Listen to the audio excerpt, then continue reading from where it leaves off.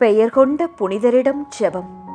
இறையேசுவில் எனதருமை நண்பர்களே, யாக்கோபு 5ஆம் அதிகாரம் 16ஆம் வசனம் இப்படியாய் கூறுகிறது: நேர்மையாளருடைய மன்றாட்டு பயன் விளைவிக்கும். ஆம், இயேசு நம் வாழ்வில் பல ஆசிர்வாதங்களையும் பாதுகாப்பையும் வழங்க நேர்மையாளர்களாகிய புனிதர்களைத்தான் முன்வைக்கிறார். அவர்களின் வாழ்க்கை நமக்கான சாட்சியும் வழிகாட்டுதலுமாக இருக்கிறது. நம்மை ஆண்டவரிடம் கூட்டிச் செல்லும் நம் பெயர் கொண்ட புனிதரிடம் தினமும் நாம் ஜெபிக்கும் போது அவர்களின் பரிந்துரை மூலம் ஆண்டவரின் அருளை பெறுகிறோம். அதோடு மட்டுமல்லாமல் இந்த ஜெபம் நம்மை ரட்சிப்பின் வழியிலும் நிலைத்திருக்க உதவும்.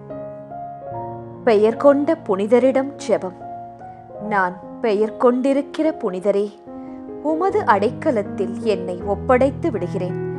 எனக்கு இடப்பட்டிருந்த திருநாமதேயத்திற்கு ஒத்த சுகிர்த நடத்தை உள்ளவளாய் சீவிக்கவும் உம்மிடத்தில் விசேஷமாய் விளங்கிய புண்ணியங்களை நான் அனுசரிக்கவும் எனக்கு தேவ கிருபை வரப்பிரசாதம் கிடைக்கத்தக்கதாக பலமாய் மனுபேசி அருளும்.